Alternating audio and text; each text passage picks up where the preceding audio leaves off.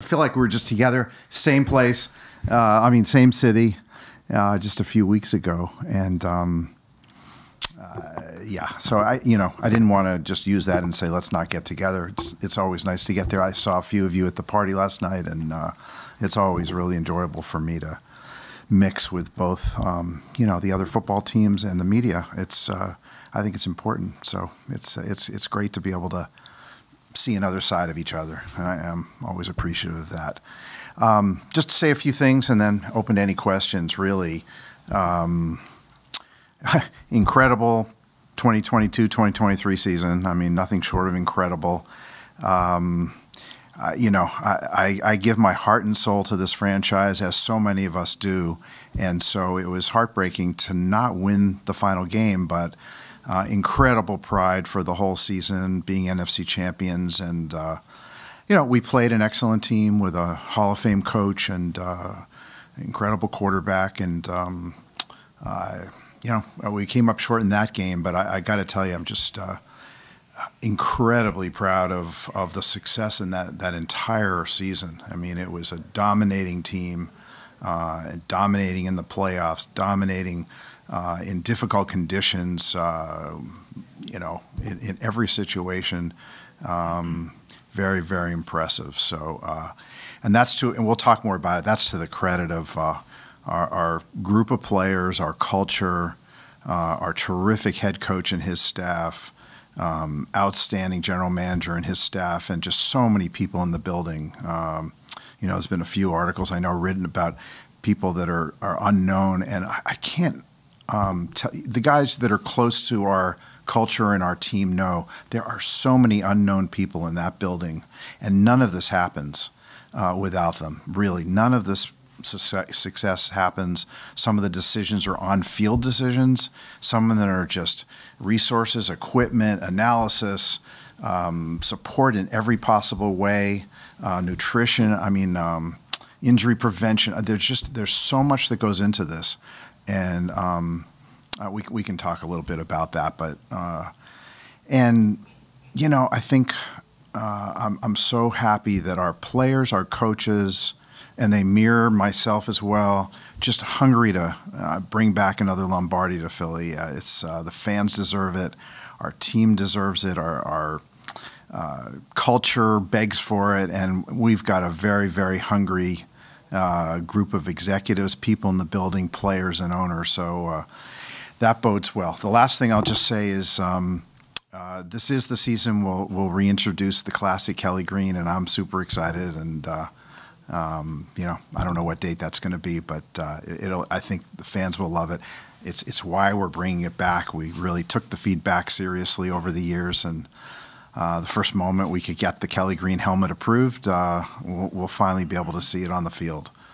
I think that's pretty much it to open up, and keep this short because we just spoke, but I'm happy to answer any questions. What are your thoughts on the NFL's proposal to make games flexible from Sunday into Thursday night? So it's an ongoing discussion, as you may know. It was brought up. So it's a big jump to have an NFL package on streaming. We know we're headed to a very digital universe. More and more people are watching games through streaming. I think we know that that's where it's all headed. And so there's an attempt at wanting to make the Thursday night package even more attractive.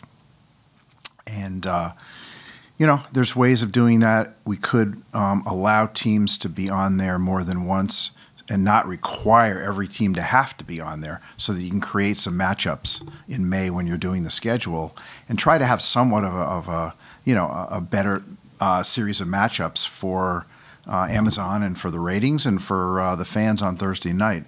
So flex scheduling, we'll have to see. There's more talk about that. Nothing's been resolved on flex scheduling for Thursday. Jeffrey, 5 years ago, obviously you guys won the Super Bowl. Yeah. And you kind of face similar challenges now with Jalen's contract. Howie's been pretty open about that. Yeah. How do you view the process that needs to be taken here to make sure that you guys can maintain this level moving forward with a franchise quarterback contract? Right. We've seen teams do it. We're challenged to be one of those teams. I think the most important aspect of that is to have the right quarterback. Assuming you have the right coach, the right staff, the right general manager, their staff, the right culture, all that goes into all the resources necessary.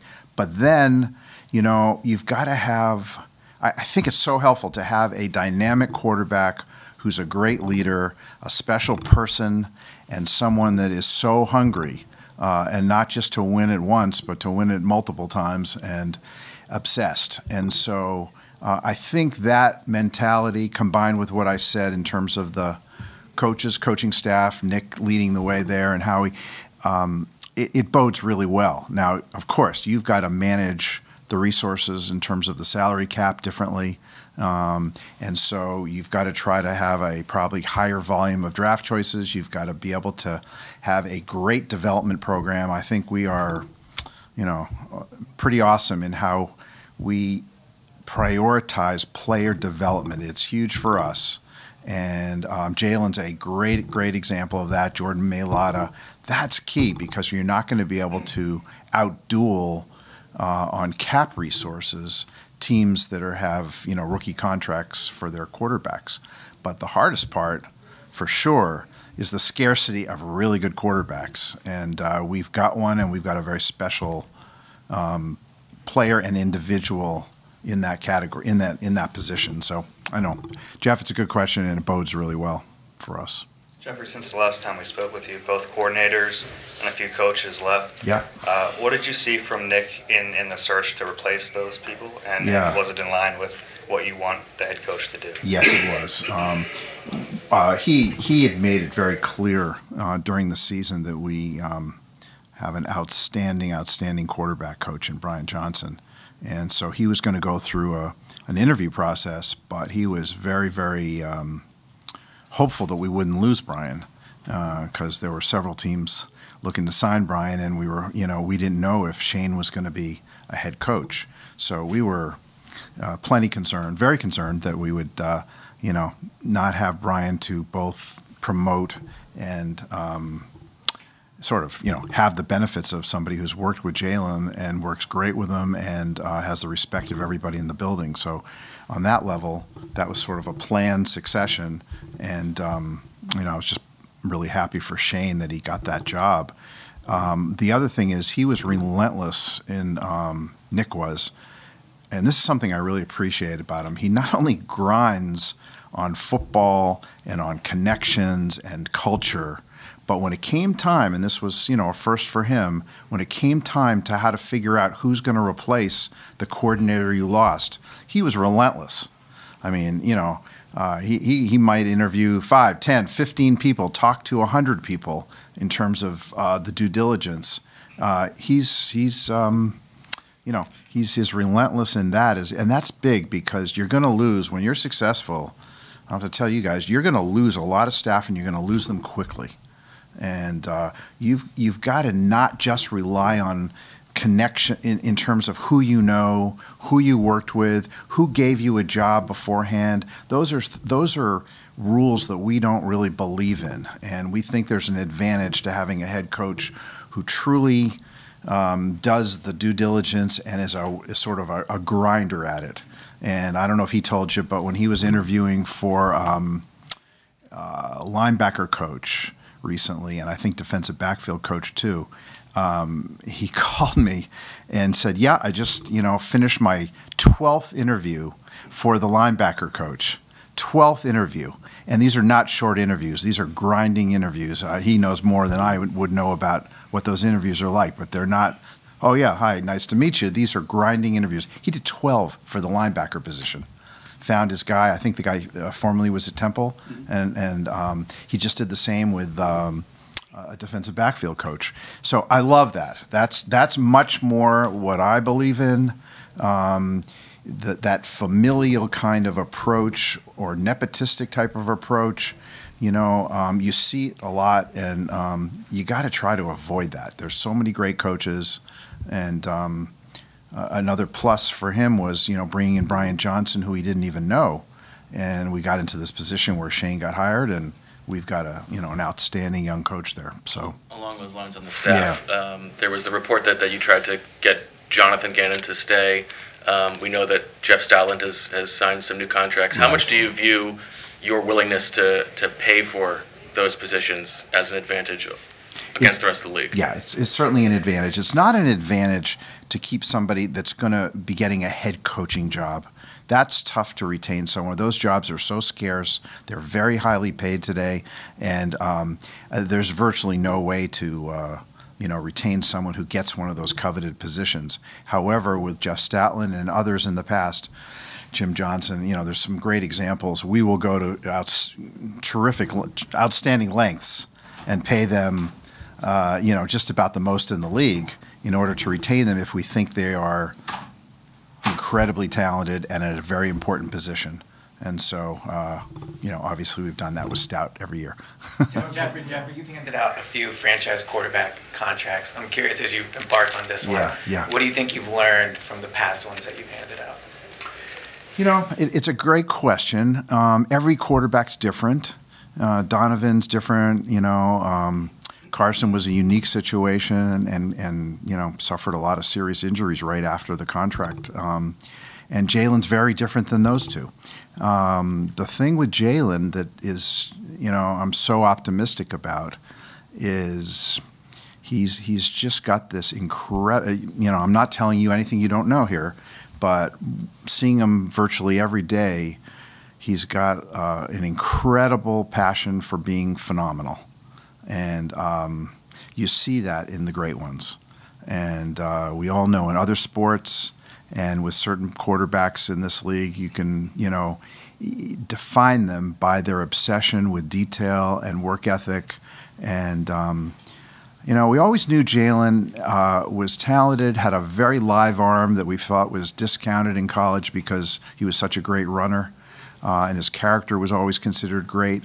But, maybe the advantage we had was we really respected his ability to throw the football and that would improve based on tremendous work ethic. And I think, the future is so great for him. He's 24 years old.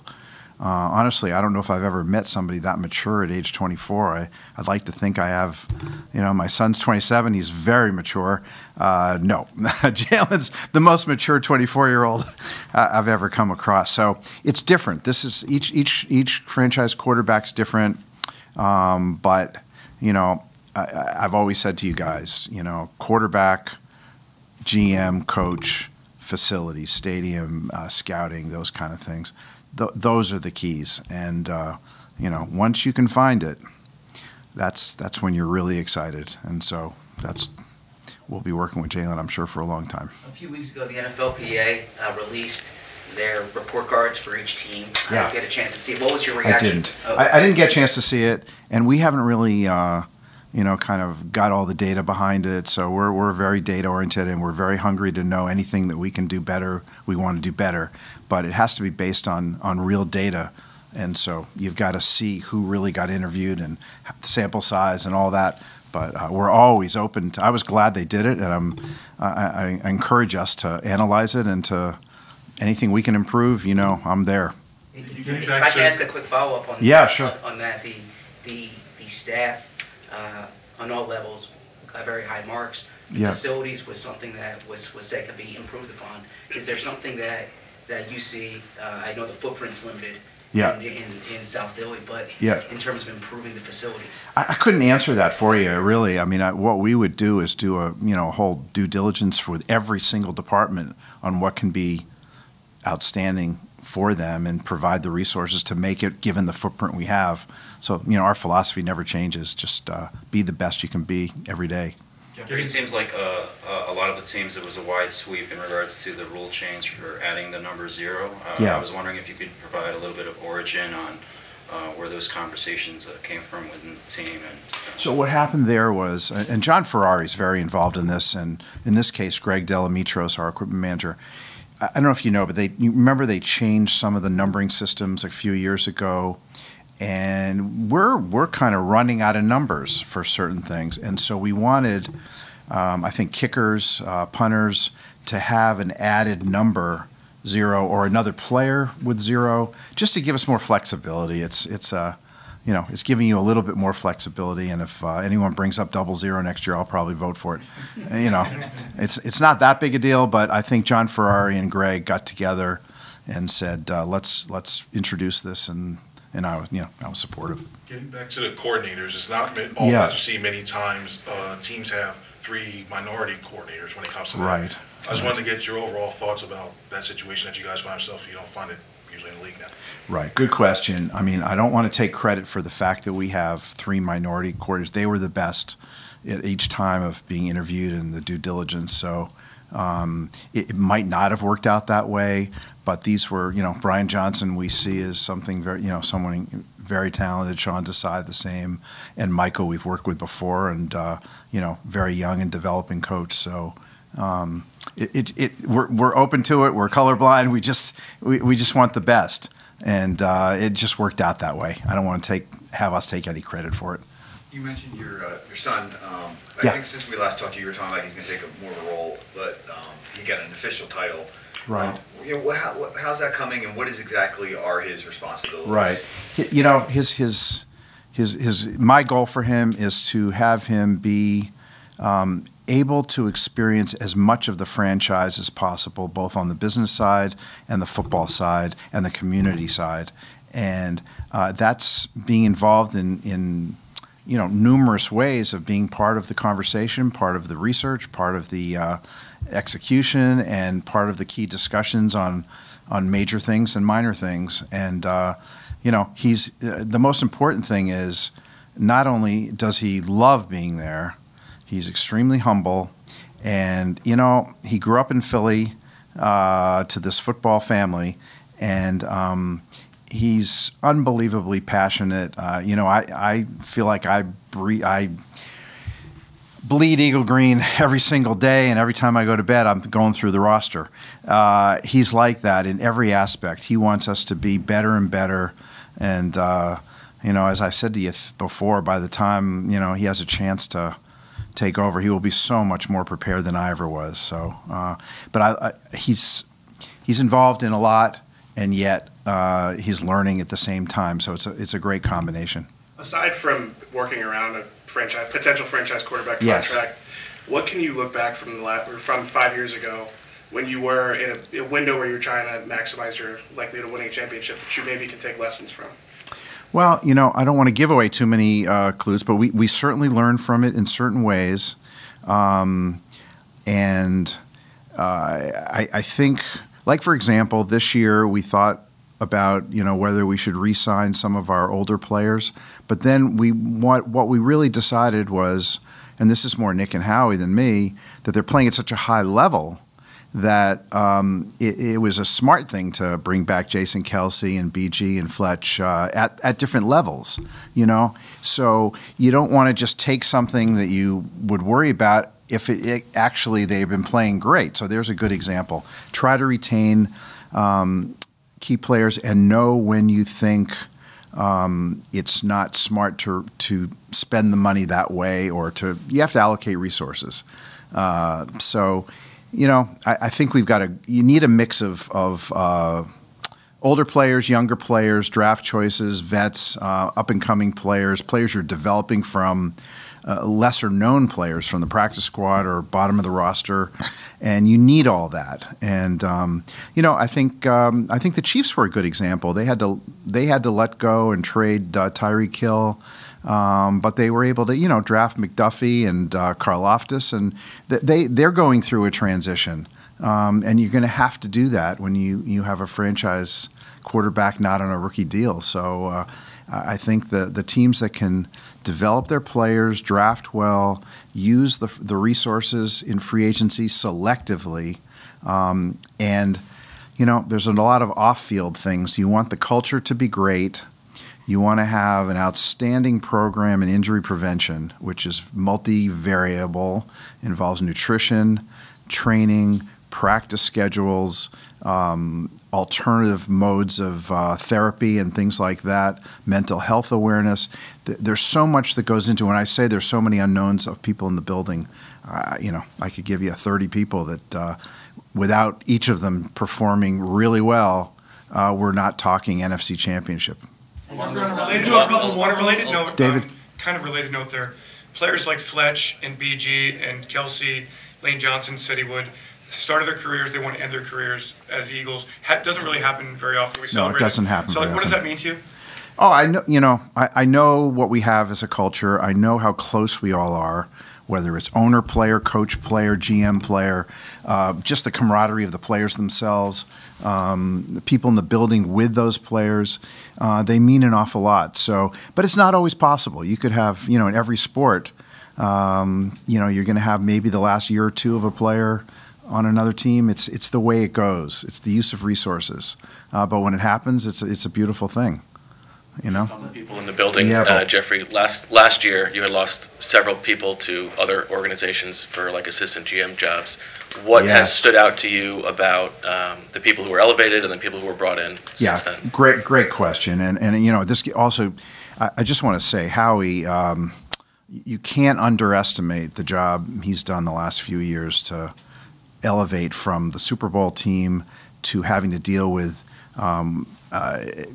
every issue you possibly can deal with in terms of trying to get back to the Super Bowl again, and it's a tough job. And he's got a great staff, and they're unknowns. Those assistant GMs became GMs because they are so well trained, and they're not just trained on scouting. They're not just trained on analytics. They're not just trained on football ops in certain ways. The reason it was brought up at one of the meetings today, and I think Howie was asked to speak on it in front of all the owners, was he and the organization trains these people. They're talented to begin with, but they have multiple responsibilities. They get access to everything. They're not just, here's the scout. That scout needs to understand at some point how to use resources, why we do certain things, why the salary cap management takes place the way it is, what's the difference between the analysis on film and the analysis on data, and how that collaborates and works together. And it's a culture of curiosity and information and instinct and all that. And so you're going to make mistakes, but don't ever, and as you've heard me say this a lot, never be risk averse. People didn't, want us to draft Jalen Hurts because we had a quarterback. That's the most important position in sports. Take your shots. Those were kind of no-brainers in terms of strategy. Whether it works out, sometimes it's not going to work out. But take your shots. But he replaced those assistant GMs with, we were just talking about today, with people that are extremely bright and have incredible futures, and some of them are going to be GMs in this league, and it won't be that long. And now he thinks outside the box, not only on personnel, trades, acquisitions. It's a 6-month, 7-month off season.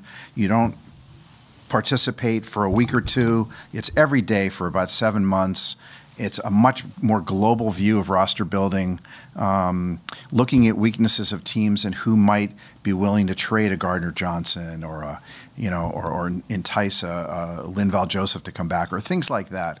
But one of the things I love about Howie is that he will bring in people. They're not yes people. They are people that he admires from afar, or they're just really bright. And another good example is bringing, I don't know if we ever announced it, Andrew Berry's brother. Did we talk about that yet?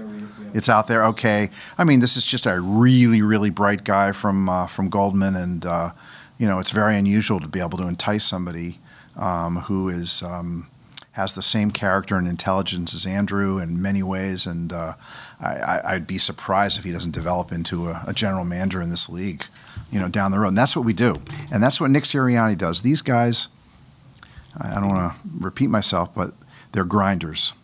They're grinders. And as an owner, when you have a quarterback that's an ultimate grinder and just, incredible person, a coach is like that, a GM that's like that, their staffs become like that, the culture in the building is based on a grinding philosophy. We're never satisfied. Whether we had won the Super Bowl or not, that hunger for more. I have it. Everyone has it. And yes, I think about a minute and 43 left in the game, and one timeout, we got the ball at the 25-yard line. What would have happened? I would have liked that opportunity because we were built for it. In your experience, two more guys. Is it more of a challenge to reach the point that you are right now, or to sustain?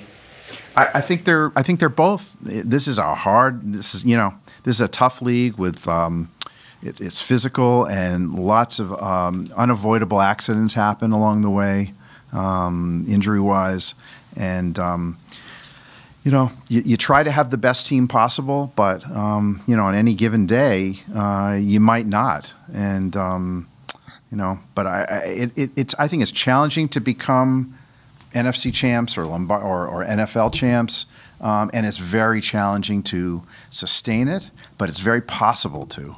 I'm super excited what we can do in 2023, 2024, going forward. I mean, I can't think of any reason not to be super excited. In the Super Bowl, again, the defense struggled. You won 5 years ago despite that. It just makes you. This year, Damn phones. The genius over there. Yeah. This year you couldn't get a stop. Obviously, you've been a proponent of seeing how the league was going to go in favor of offenses. Yeah. What's your view on the scheme that you guys have gone with, which I think I can. To what you guys have had before. Right. I think I can answer it a different way, which is offenses dominate in this league. We had an outstanding defense this year. I think we were number 2 in defense, number 3 and number 1 or 2 in pass defense, and record number of sacks, and outstanding defense, outstanding offense. I mean, it was why we dominated the season. You come to games with great quarterbacks and Brady, Mahomes, Jalen, Nick Foles when he played that day. Offense is dominating this league, and that's why we've always focused more resource allocation, on making sure we have an outstanding offense, because it is very hard to stop. I'll add Jalen to this. The Jalen Hurtses, the Patrick Mahomes, the Josh Allens, the Joe Burrows, the young guns and the old guns, Aaron Rodgers and all that group. It's impossible given the rules of this league, and I think. I think it was maybe started back with Andy, but we've always wanted to have dynamic offense and know that you can have a really good defense, but it's very hard to stop a really dynamic offense. In our 2 Super Bowls, neither offenses really were stopped very often. And I'll go back. 1:43, 1 timeout, let's roll. All right. Thanks. See you guys. Yeah.